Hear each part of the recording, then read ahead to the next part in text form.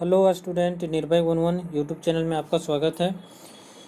इस वीडियो में बात करने वाले हैं डीआरडीओ की तरफ से अप्रेंटिसशिप पोस्ट के लिए वैकेंसी निकाला गया है। तो इसके बारे में पूरा डिटेल में डिस्कस करेंगे कि इसका लास्ट तक ऑनलाइन कब से स्टार्ट होगा, कब से कब तक चलने वाला है, सिलेक्शन प्रोसेस क्या होगा, क्या फॉर्म फी लगेगा, ठीक है, आपका सिलेक्शन प्रोसेस कैसे होगा, कौन कौन से स्टूडेंट अप्लाई कर पाएंगे, ठीक है, सब कुछ इस वीडियो में बात करने वाले हैं।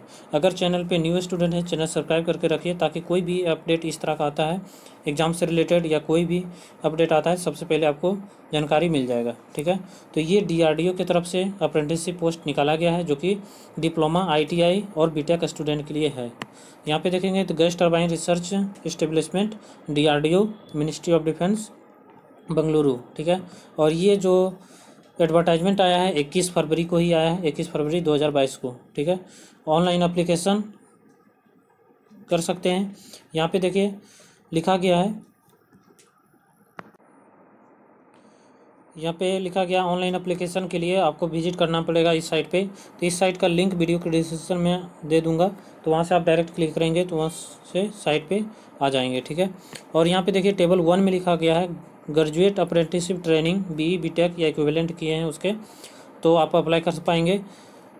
तो यहाँ पे पहला जो रखा गया है मैकेनिकल या प्रोडक्शन या इंडस्ट्रियल प्रोडक्शन इंजीनियरिंग से अगर आप बीटेक किए हैं तो अप्लाई कर सकते हैं। यहाँ पे टोटल वैकेंसी जो है 30 है और एज लिमिट जो आपका काउंट किया जाएगा 14/3/2022 से, ठीक है।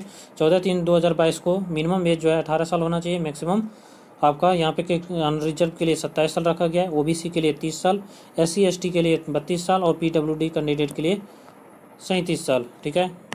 उसके बाद यहाँ पे देखिए मिनिमम क्वालिफिकेशन में जो मांगा गया है ये डिग्री इन इंजीनियरिंग और टेक्नोलॉजी गारंटेड बाय अथॉरिटी, यानी आपके पास जो है बीटेक होना चाहिए या कोई एनी डिग्री क्वालिफिकेशन होना चाहिए, ठीक है। यहाँ पे डिग्री का मतलब हुआ कि बीई बीटेक आपके पास होना चाहिए। उसके बाद यहाँ पे दूसरा पोस्ट में देखिए लिखा हुआ है एरोनॉटिकल या एरोस्पेस इंजीनियरिंग से अगर किए हैं तो 15 पोस्ट रखा गया है। यहाँ पे भी सारा वही मेंशन है, ठीक है।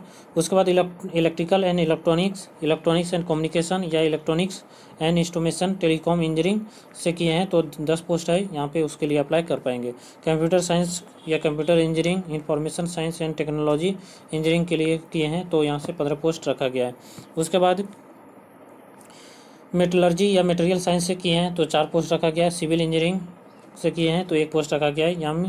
यानी कि आपका जो टोटल जो वैकेंसी है बीई बीटेक स्टूडेंट के लिए 75 पोस्ट रखा गया है, ठीक है। उसके बाद यहाँ पे डिप्लोमा स्टूडेंट के लिए है। डिप्लोमा स्टूडेंट के लिए देखेंगे तो यहाँ पे मैकेनिकल प्रोडक्शन या टूल या डाई डिज़ाइन से किए हैं तो यहाँ पे 10 पोस्ट रखा गया है। और आपका जो मिनिमम एज रहना चाहिए 18 साल 14/3/2022 को, और मैक्सिमम जो होना चाहिए 27 साल। अनरिजर्व के लिए ओबीसी के लिए 30 साल और SC ST के लिए यहाँ पे 32 साल और PWD कैंडिडेट के लिए 37 साल। तो यहाँ पे जो क्वालिफिकेशन मिनिमम क्वालिफिकेशन है ये डिप्लोमा इन इंजीनियरिंग में आपका डिप्लोमा होना चाहिए, ठीक है। तो ये लिखा हुआ है। उसके बाद यहाँ पे दूसरा नंबर में जो है electrical and electronics and communication, यहाँ पे 7 पोस्ट रखा गया है। उसके बाद तीसरा नंबर पे जो देख रहे हैं कंप्यूटर साइंस या कंप्यूटर नेटवर्किंग में आपका 3 पोस्ट रखा गया है, यानी डिप्लोमा स्टूडेंट के लिए 20 पोस्ट है। उसके बाद ITI स्टूडेंट के लिए मैकेनिस्ट में देखेंगे 3 पोस्ट, फिटर में 4 पोस्ट और टर्नर में 3 पोस्ट, इलेक्ट्रीशियन में 3 पोस्ट और वेल्डर में 2 पोस्ट और सीट मेटल वर्कर में 2 पोस्ट और कोपा में यहाँ पे रखा गया है 8 पोस्ट, ठीक है। आपका वही एज रखा गया है और उसके बाद सर्टिफिकेट आपके पास ये होना चाहिए, यानी कि ITI स्टूडेंट के लिए आपका 25 पोस्ट हो गया, ठीक है। उसके बाद यहाँ पे टेबल 4 में जो लिखा गया है ग्रेजुएट अप्रेंटिसशिप ट्रेनिंग, यानी यहाँ पे जो भी स्टूडेंट BSc BCom BA किए हैं फिजिक्स केमिस्ट्री मैथ ये सब से या इंग्लिश हिस्ट्री से, तो आप लोग इस पोस्ट के लिए अप्लाई कर पाएंगे। जैसे कि यहाँ पे देख सकते हैं BCom के लिए 10 पोस्ट रखा गया है और ये क्वालिफिकेशन वही है और आपके पास ये BCom होना चाहिए डिग्री। उसके बाद BSc स्टूडेंट यानी केमिस्ट्री फिजिक्स मैथ और इलेक्ट्रॉनिक कंप्यूटर से अगर किए हैं तो 10 पोस्ट रखा गया है। BA किए हैं इंग्लिश हिस्ट्री फाइनेंस बैंकिंग से तो यहाँ पे 10 पोस्ट रखा गया है, ठीक है, यानी आपका 30 पोस्ट टोटल हो जाएगा। ठीक है। उसके बाद मेन जो पॉइंट है मैं डिस्कस कर देता हूँ। दूसरा पॉइंट में लिखा गया है कि number of vacancy maintained above only indicate में चेंज, यानी कि आपका ये वैकेंसी जो है वेरी भी कर सकता है, कम घट बढ़ भी सकता है। ठीक है। इंपॉर्टेंट इंस्ट्रक्शन में देखिए लिखा गया है आपका जो अप्रेंटिसशिप चलने वाला है 12 मंथ का चलेगा। ठीक है।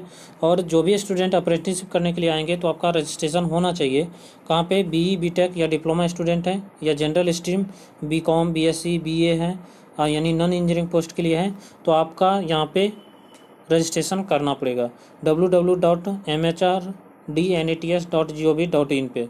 ठीक है। अगर आप इस पे रजिस्ट्रेशन नहीं करेंगे तो आप अप्रेंटिसशिप नहीं कर पाएंगे। ठीक है। तो इसका रजिस्ट्रेशन आप करना पड़ेगा। ITI स्टूडेंट के लिए यहाँ पे ये लिंक दिया गया है www.apprenticeship यहाँ पे .org। ठीक है।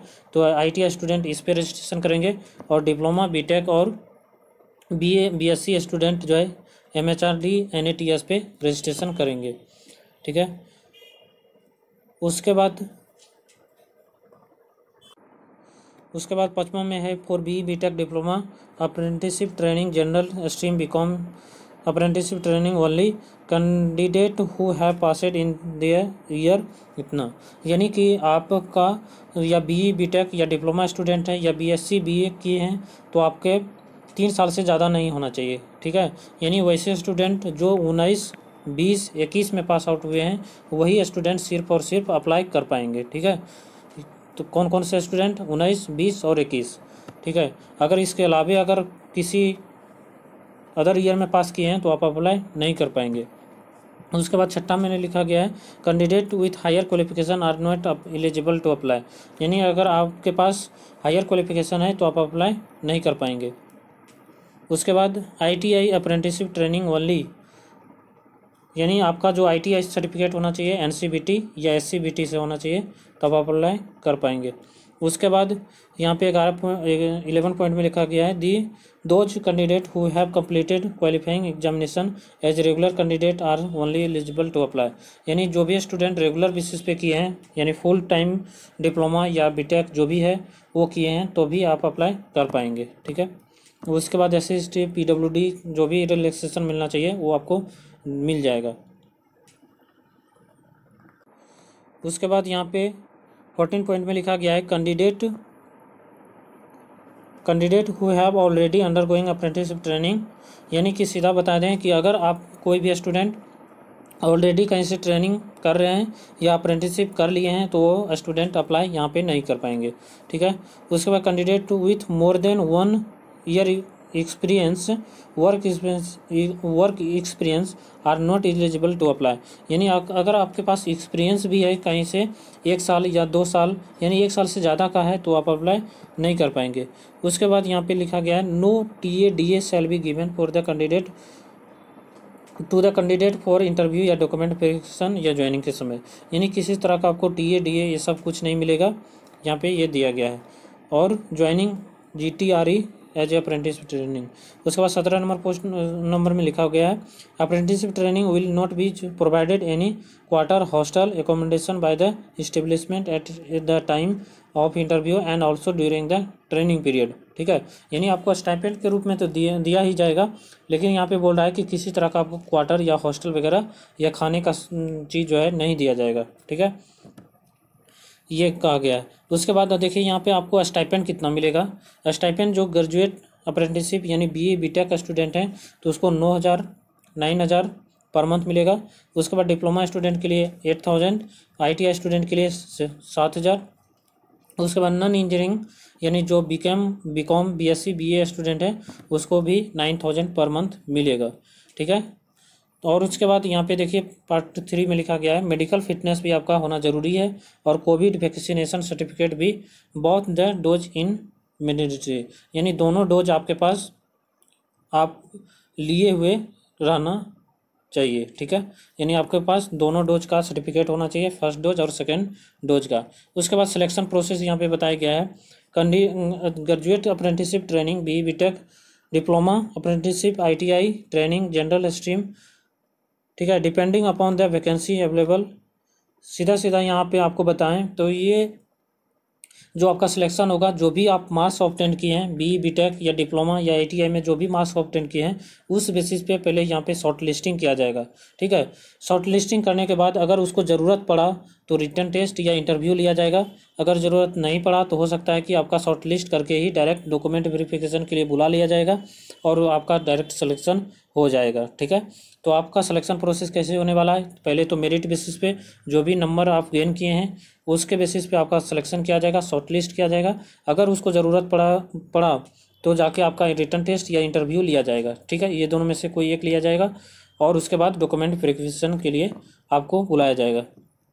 उसके बाद यहाँ पे बोल रहा है कि जो भी कुछ है यहाँ पे डीआरडीओ के वेबसाइट पे आपका सारा इन्फॉर्मेशन मिलेगा।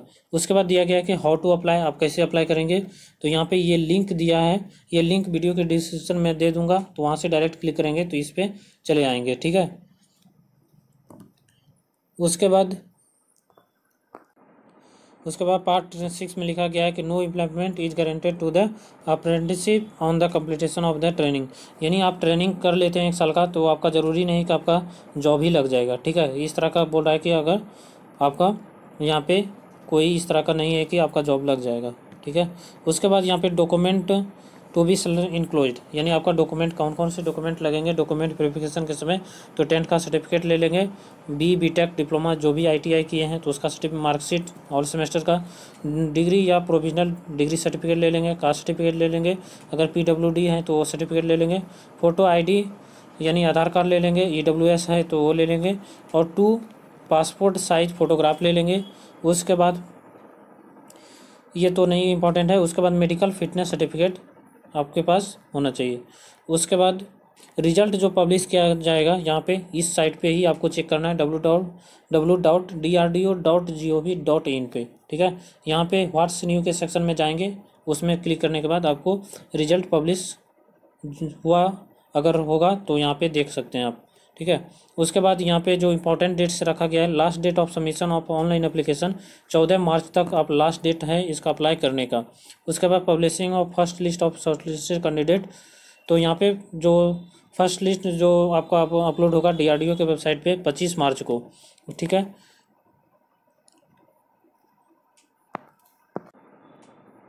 उसके बाद acceptance by candidate to join GTRE, यानी 31 मार्च तक आपका एक्सेप्ट किया जाएगा। और उसके बाद इस तरह के यहाँ पे देख सकते हैं। उसके बाद यहाँ पे डी में लिखा गया interactions with shortlisted candidate who have submitted acceptance to join, यानी आप ज्वाइन करना चाहते हैं कि नहीं करना चाहते हैं। अगर फाइनल सिलेक्शन हो जाएगा तो यहाँ पे वो दिया गया है, तो 11 अप्रैल तक आप करेंगे। उसके बाद date of declaration for finally selected candidate का यहाँ पे जो है 22 अप्रैल को आ जाएगा। और उसके बाद जो है आपका 2 मई से जो है आपका अप्रेंटिसशिप ज्वाइनिंग जो है स्टार्ट हो जाएगा और उसका जो प्रोसेस है अप्रेंटिसशिप का वो स्टार्ट हो जाएगा। ठीक है, तो ये था शॉर्ट वीडियो। अगर वीडियो थोड़ा सा भी अच्छा लगता है ज़रूर एक बार लाइक कर दीजिएगा। अगर चैनल पे न्यू स्टूडेंट है चैनल सब्सक्राइब करके रखिए ताकि कोई भी अपडेट आता है सबसे पहले जानकारी मिल जाएगा। Take care, bye bye.